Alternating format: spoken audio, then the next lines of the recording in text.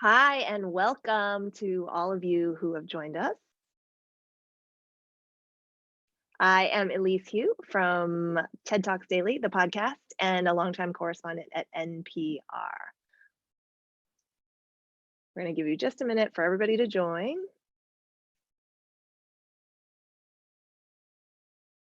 And hopefully you can see me soon.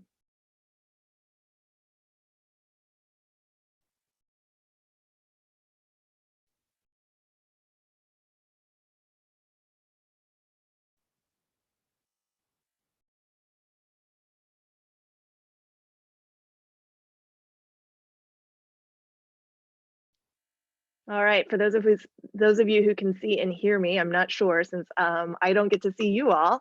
My name is Elise Hu. I am the host of TED Talks Daily, the podcast, which you can download Monday through Friday, and a longtime correspondent at NPR. Welcome to the first of a series of virtual conversations from UCLA Connections. And what we're going to do is bring you experts from UCLA on topics that we care about during these difficult and overwhelming times that we're living through right now. It's unprecedented. And so it's a tremendous opportunity to be able to kind of get together virtually and talk about topics. Today, healthy eating is our big topic. I'm gonna start with a little housekeeping first. The chat and the Q&A functions have been disabled for this conversation on Zoom, but you can tweet at me if you have any questions throughout the about 20-minute moderated chat that I'm going to have with our expert. And then we're going to leave the last 10 minutes or so for questions from you. So if you do have any questions throughout the first 20 minutes or so, you can message me at Elise WHO, at Elise Hu. And I am pleased to be able to welcome today our UCLA expert. Her name is Dr. Danielle Keenan-Miller. She is, hello. Hi. She is the director of the UCLA Psych Clinic, and she's a specialist in disordered eating, which isn't to say that we are accusing any of you of having disordered eating patterns right now, but our eating has certainly been affected by the stress of this time period. And so let's jump into it with you, Dr. Keenan-Miller, just off the bat. What is your message to those of us who are either just not hungry and just not eating as we typically did when our lives had a different kind of routine, or people like me who find ourselves just running to the fridge every couple of minutes and snacking like crazy, which is also unusual and different. What do you say to those of us who have found our relationship with food to be quite changed during this time period? I would say that's a pretty common experience that people are having, that eating, one of the most fundamental parts of our lives and our daily routines, is as disrupted as the other parts of our lives are really during this time.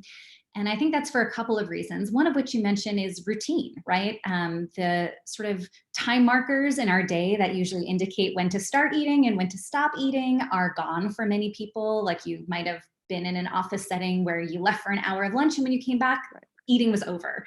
And we're not in that kind of context anymore. Lots of people are home and in environments where there's lots of access to food. And I think there are two other really big reasons that people's relationship to food and how they eat has shifted.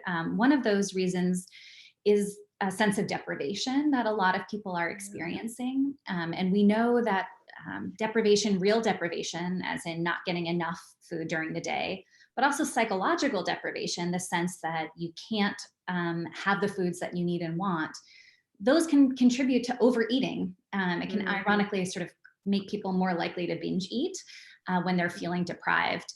And that is certainly a circumstance lots of people find themselves in these days, where they're worried about the availability and accessibility of food. And then we also know that food is something that people use both biologically and psychologically to regulate their emotions.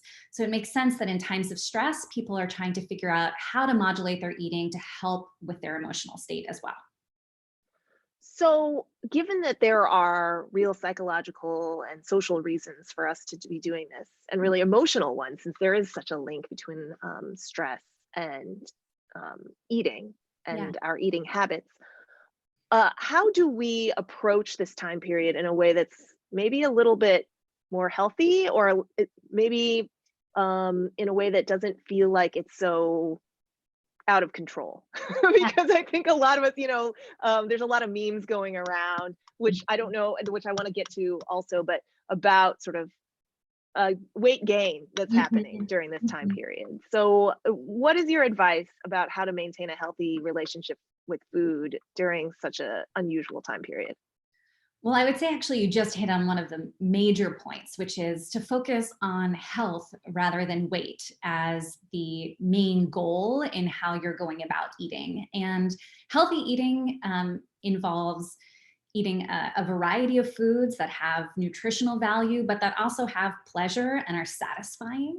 And it's really important, especially during these times, but also during our pre-COVID lifestyle, to really think about health as the outcome that we're focused on rather than weight.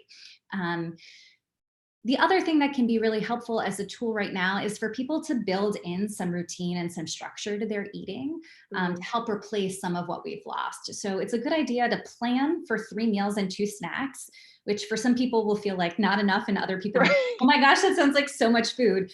But we know from a lot of psychological research that that is sort of the eating pattern that supports most people eating in a healthful way. And to really have those planned out in advance so that you don't end up standing in front of your refrigerator at 11 p.m. starving because you've undereaten and you missed a snack. And now you're just sort of eating whatever is in front of you and you feel really out of control in those moments. So, actually bringing an intentional, sort of mindful and structured way to think about your eating can help combat some of those feelings.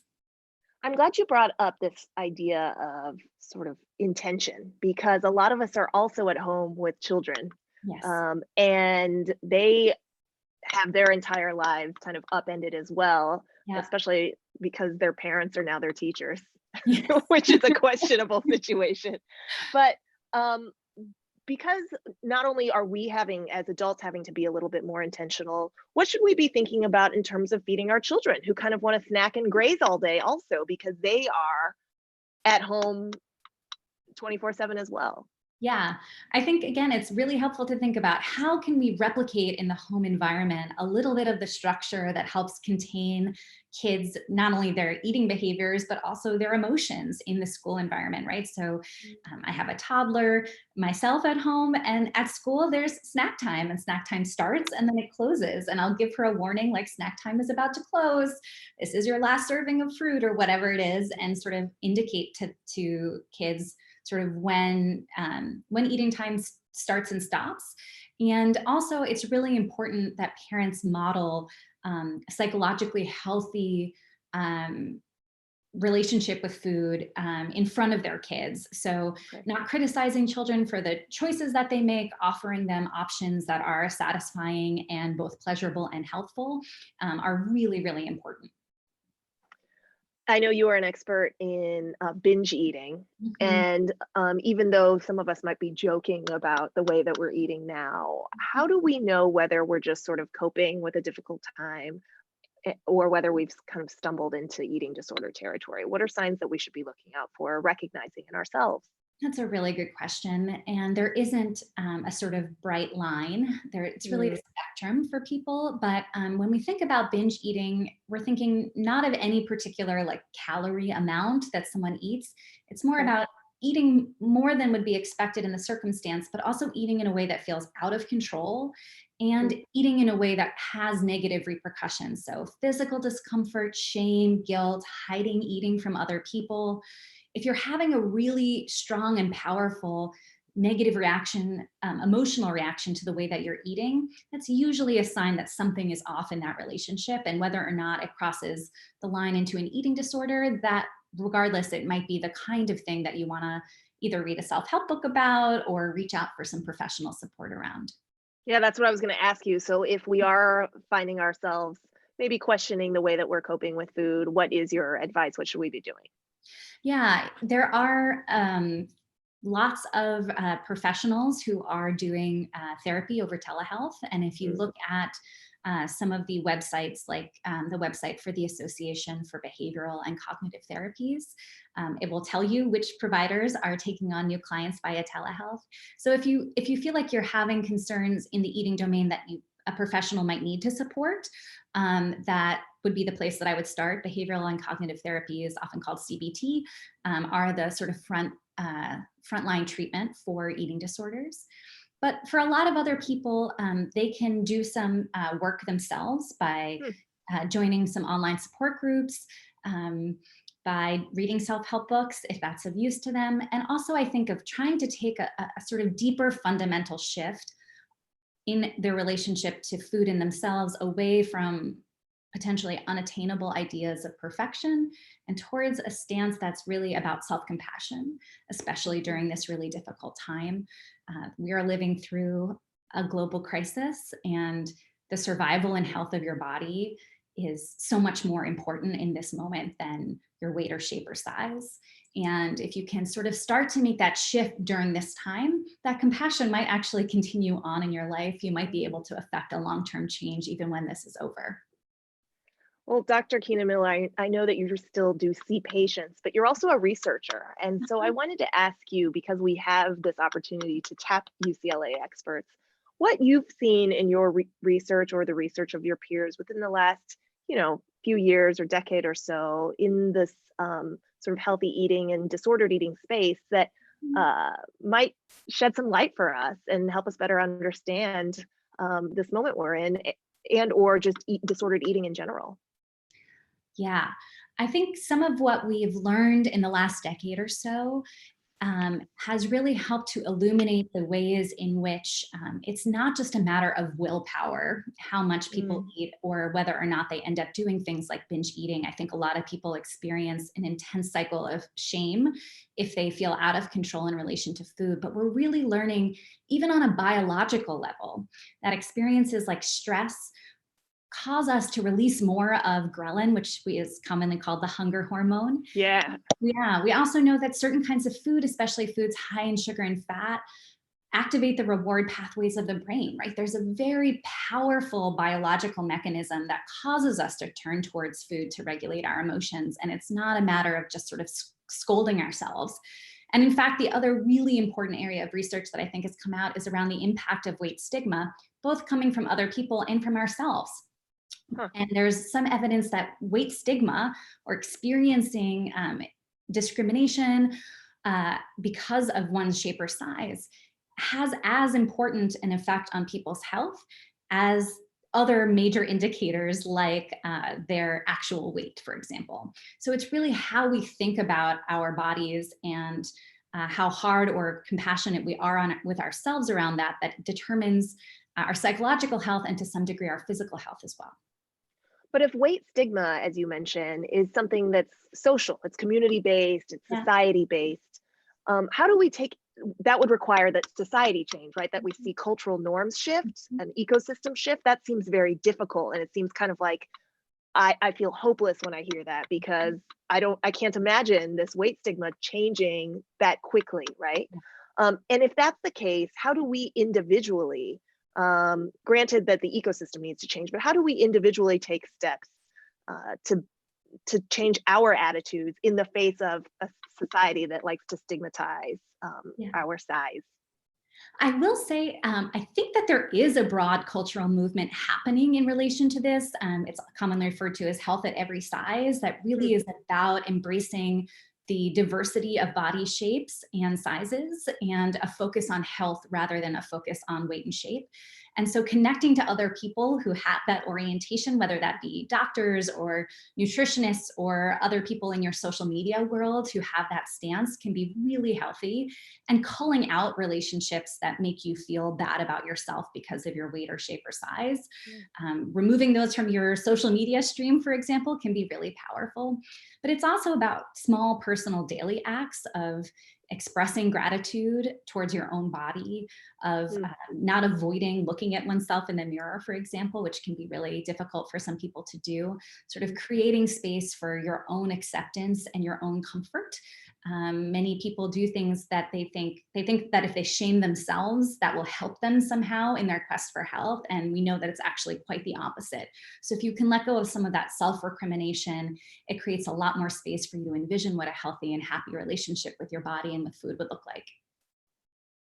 These are all great tips. If you, those of you who are watching, I know we have a lot of participants. So if you are watching and this sparks some questions for you, you can always tweet at me at Elise WHO, and I'll be able to get the questions to Dr. Keenan-Miller before we wrap up this session in the last 10 minutes. But we'll continue, the two of us, for now. You mentioned earlier that biologically we're sort of wired to crave high starch or high fat foods right now, these comfort foods that we're all running to, and plus everybody seems to be perfecting their sourdough starter right now, right? Yeah. So and then so that's one aspect of it, but the other is a lot of these sorts of high calorie foods are less expensive, Yes. frankly. Yes. And so they're helping us emotionally, but also they're cheaper. So how do you help your patients budget financially and emotionally for more high impact or high nutrition foods?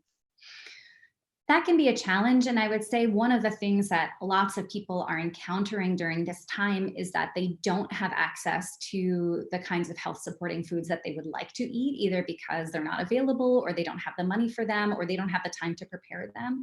And a little bit of compassion, again, for oneself goes a long way here, of sort of saying, like, this is an unusual time and I might need to eat in a way that isn't typical for me. But it's also, I think, an opportunity for lots of people to think more creatively about what kinds of food they enjoy and how to prepare them. I think there's an actual opportunity in here, especially as we think about sort of potentially long-term systemic shifts in our food system. Like, how do we get more connected to local foods, but also to eating less of things that like meat, and more things like even canned beans that are really helpful. And it's an opportunity for people to reimagine what their relationship with food is going to be like. And that's going to take some experimentation. It's not going to be perfect all the time. And for some people, there may really need to be a reliance on some of the outside sources of support during this time, like our food banks, to help them get what they need in terms of healthful and sustainable foods. Speaking of reimagining, a lot of folks are also trying to reimagine maybe their previous diets or previous workout routines, right? Mhm. Because gyms and a lot of fitness centers are closed. How does the fact that we don't have the same sort of exercise routines that we used to have affect this period and the way that we're eating now? Yeah. The relationship between exercise and food is a really complex one, Mm. but we do know that exercise improves the executive functioning of our brain, meaning our brain's ability to stop us from acting impulsively and allow us to Ah, act in a goal-directed way, right? So giving up on exercise can really negatively impact one's relationship with food in that way. But I will say there's a lot of wonderful opportunities, I think, for people to find and even fall in love with new ways of moving their body that feel joyful and don't have to feel punishing. You don't have to follow it like a regimen of a certain number of minutes or a certain number of calories. It's really just about moving your body in a way that feels joyful and healthful. And perhaps using this time to find an activity that normally you would never have done, but now you can learn by Zoom in the privacy of your own home, or learning to fall in love with taking walks and runs in your neighborhood as well. I'm glad you mentioned this newness because some of the questions that we received prior to this event, just from folks who have RSVP'd, have to do with attempts to sort of change our lifestyle during this period. So one question had to do with an eating related lifestyle change, such as Mhm. going vegan Yeah. or becoming a vegetarian during this time period. So um, do you recommend that? Do you recommend trying to kind of use this otherwise big lifestyle change as an opportunity to change the way that we eat as well? I think a lot of people would find making additional changes really overwhelming. So it's certainly not something that I would widely prescribe. Okay. But I think that if you have been contemplating making a shift like that, and you want to use this time as a time to get it going, the most effective tool is to really think back to your values. So for example, if you're going to go vegan, why? What matters to you about going vegan? Is it about animal rights and animal cruelty? Is it about the environment? Is it about something specific to your health situation? what is it that really means something to you about it? And how do you stay in contact with that? Because there will be challenges. And we know that the people who are most in contact with their values are the people who are most likely to overcome those challenges and be able to stick with difficult behavioral changes. The other question that we got has to do with intermittent fasting, which is very hot right now, at least on our coast, here on the West Mhm. Coast. A lot of folks have been doing this intermittent fasting or time restricted feeding, I guess is what people call it, where you won't eat for 16 hours and then eat for 8 or Mhm. another 14 hours and 10 or something like this. So um, the question from one of our participants is just, would you recommend, or is intermittent fasting um, something worth trying for weight loss? So I'm not a nutritionist, and I want to make that part clear, but I can tell you what the literature says about diets in the long Great. run, which is almost any diet will work in the short term if you adhere to it. And Mhm. no diets work in the long term, pretty much, when we look at studies that last 2 years or more. And in fact, actually, most of those studies that look long term at people who have diet find that they end up weighing more than people who don't diet and have worse health profiles than people who don't start dieting, even when you control for people's initial weight. So there was a Wow. study of twins in Finland that found identical twins, one who dieted, one who didn't. The one who dieted ended up weighing more over time. Wow. And so I think this particular diet, I've never seen any research that any particular diet follows a different pattern than that. The vast majority of the time, diets don't work in terms of weight loss in the long run, and sometimes they end up causing more weight gain. So I would encourage people to think, and certainly from a psychological standpoint, which is the standpoint I know best, um, diets are the primary causal factor for a lot of binge eating. So people who put themselves onto diets end up being, both in the short term and in the long term, more at risk for developing a pretty unhealthy relationship with food. So I would urge a lot of caution, and again, a focus on what do you do that supports your health around eating, rather than what do you do to attain a certain number on the scale. I learned something as we were preparing for this panel from you, which is that even though we hear so much about anorexia or bulimia, or at least I did as a child of the 80s who grew up in the 90s, I heard about anorexia and bulimia a lot, that binge eating is actually the most common eating disorder in the US, if not Yes. other places as well. Yeah. How do we account for that? Is it Yeah. because, yeah, because of all the dieting? Yes, actually, I think that's a big component of it. And, we didn't even really recognize binge eating disorder as a disorder in the psychiatric manual until 2015. So, sort of growing up, lots of people never heard of this as a real problem, but it is Yeah. 3 times as common as anorexia and bulimia. So there's, and then many, many million more people who don't meet all the criteria for the disorder, but who sometimes binge eat and who sometimes have difficulty with binge eating. So it is a very significant public health risk in terms of psychological outcomes. And I think one that people really need to be aware of and cautious of if they're going to choose to start dieting, that could end up putting them on a trajectory that leads to binge eating. I love that you're really hammering home this message of the potentially negative consequences of dieting. But at the same time, I'm like, oh, is this a license to just keep running to my fridge? I Right. love cheese. And Right. so, Yeah. let me just echo the questioners here by asking, how do we prevent late night eating and excessive snacking? Because that's something that I think a lot of us can relate to right now. Yeah, right. And we don't want to swing from one end of Right. restriction to like complete loss of control on the other end either, right? There is a happy, healthy middle ground.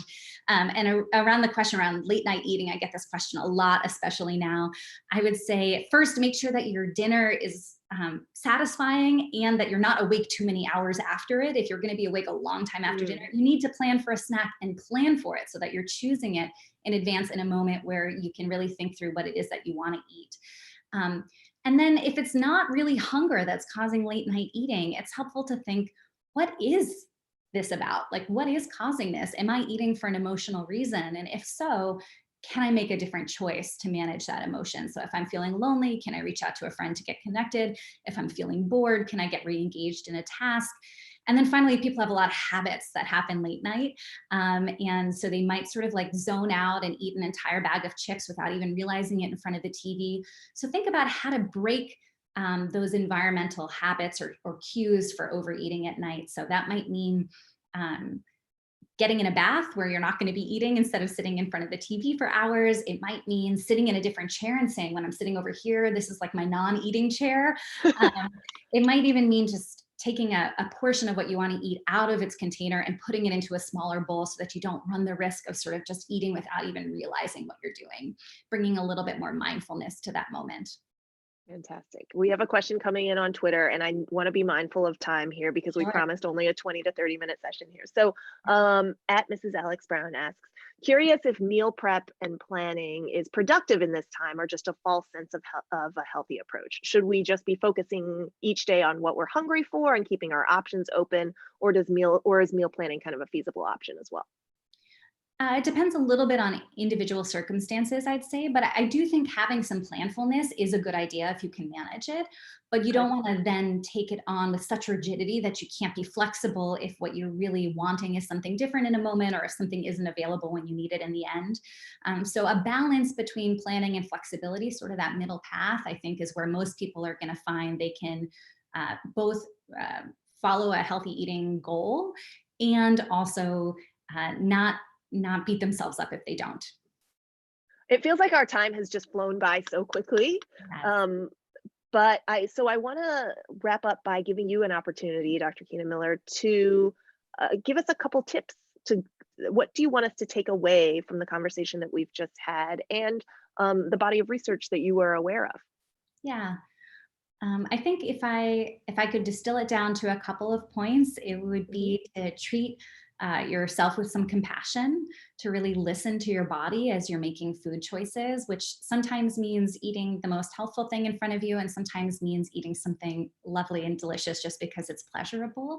Sort of thinking about it across the spectrum of time instead of any one meal or any one day being good or bad, really thinking more flexibly and holistically. And then again, doing what you need to support your emotional needs so that food isn't the primary way that you're coping with stress during this time.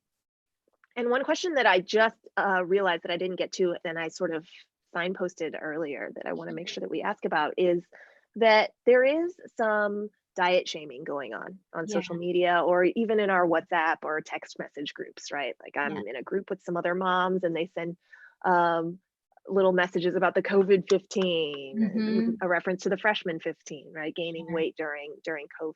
So, what is your reaction to that, and how should we be reacting to kind of these cultural memes being passed around weight gain? Yeah, I think it depends a little bit on your relationship with the person who's sharing that kind of information. For me personally and for clients, I recommend that they unfollow or disconnect from social media feeds that are making them feel bad about themselves. Um, if it's someone close to you that you're having an open conversation with, I think it can be helpful to say, like, actually, I don't want to think about it that way during this time, or I'm finding those messages are sort of unhelpful or hurtful, or I'm already experiencing a lot of stress without worrying about the number on the scale. Can we turn down that kind of conversation? Yeah. And it can be uncomfortable to make those, to set those sort of boundaries in our social relationships. But often when you do, I think you get a surprising sense of relief from the other person that also they have the permission not to foreground weight and shape in how they're thinking about themselves and about you in that relationship. Fantastic. If folks have additional questions, because I'm sure that this sparked more questions, how can they find you or how can they reach you? They can reach me by tweeting at me. I'm at Knows Psychology on Twitter, and I would look forward to answering questions there. Fantastic, Dr. Keenan-Miller. Thank you so much for joining me and all of you who have joined us. Thank you so much for watching. I want to remind y'all that you can rewatch this conversation after it's over at ucla.edu/connections. Thank you so much.